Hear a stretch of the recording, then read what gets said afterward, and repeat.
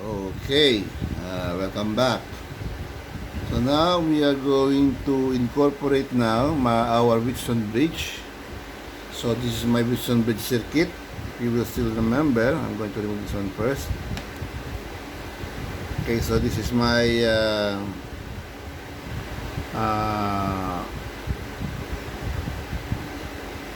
presumably this is our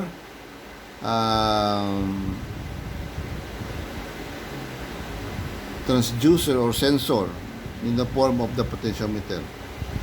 So as we all know, our sensor simply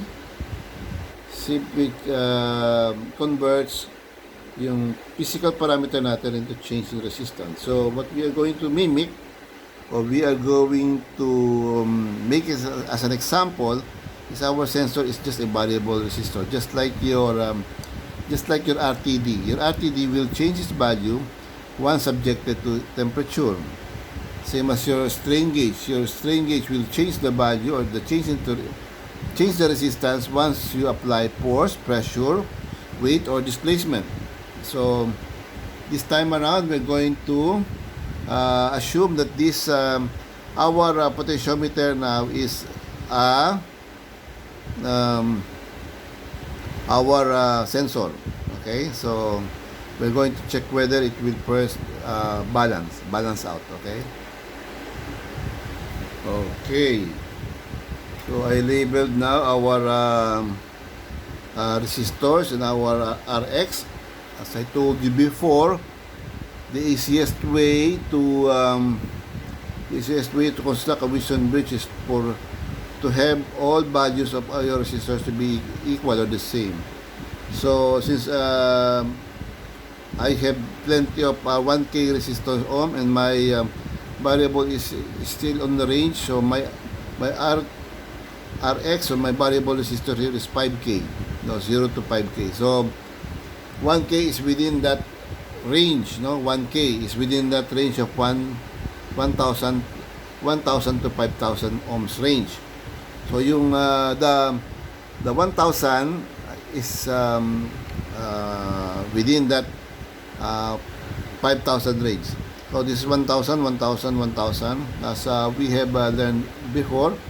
So their actual value is from 997 to 998, something like that, 996. So we don't need to measure it anymore. So I am going, so they are connected already in bridge, so this one is connected here. This is our these are point A, point B down here, then point C and these. So this is assuming this is my strain gauge, problem. So this is my strain gauge, so meaning the value of the strain gauge will change. So I am going to measure now the offset voltage or voltage output from point C and D. Now since in our lecture I told you, if this is they're all the same and this one will be changing and this one will be increasing, I'm expecting that this point D will be higher than point C, will be higher in terms of potential difference with respect to the ground. Right? So I'm going to get now my offset voltage from D and CD here. Okay, so there. So there is an offset voltage of 0.96. So I'm going to change now to the offset voltage to 0.0.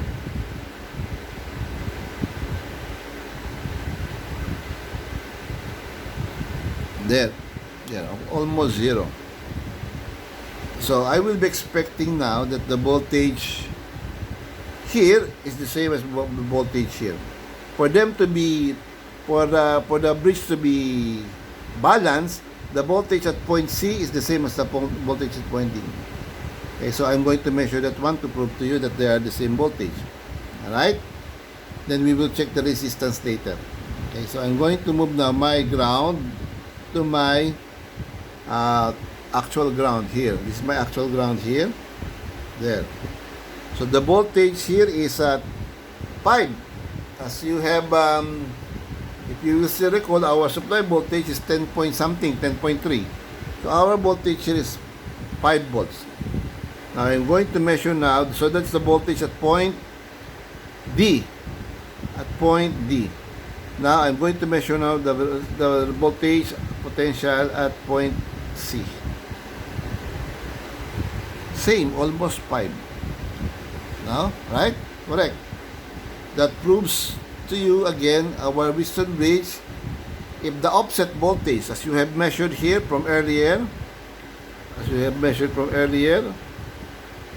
if the voltage of the offset voltage is zero, the potential here at this point, this point D, will be equal to the potential at point C.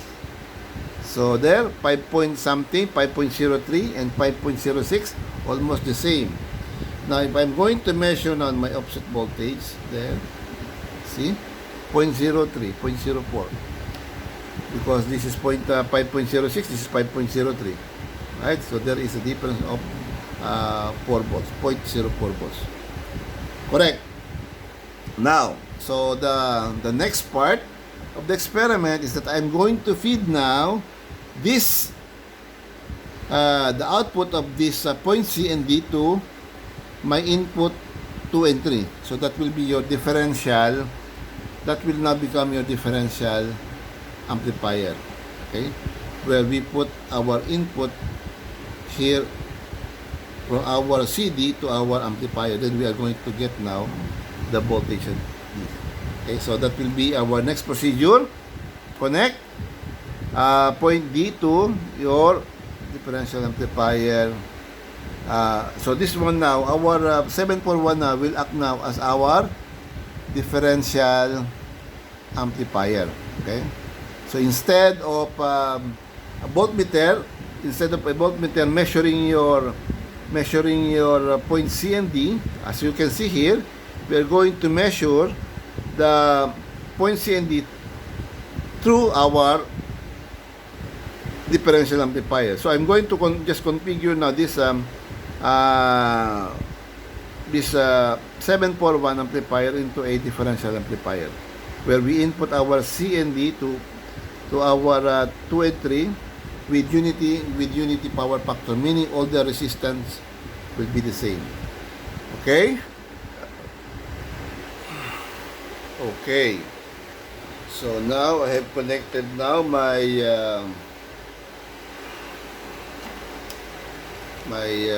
amplifier now here at this side, at this point.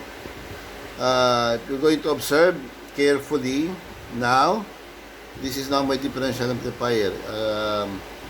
The diagram of which you can check. So for our pin 2, check that your output pin 6 is fed back to output pin 6. Sorry, wait. Okay, so we have done with our Wheatstone bridge. Okay, but I am having a problem with my amplifier of because I only have one power supply, right? Ground and positive 10 volts. As you can see, as we have made earlier, I already have adjusted now my Wheatstone bridge. See there, I can adjust now with 0. Okay, I'm going to put this one here. Okay, so I can adjust it now to make the bridge balance.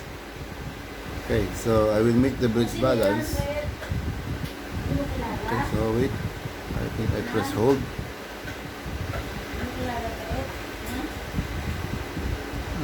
Okay, so I'm going to make the bridge balance. I'm going to put this one here. So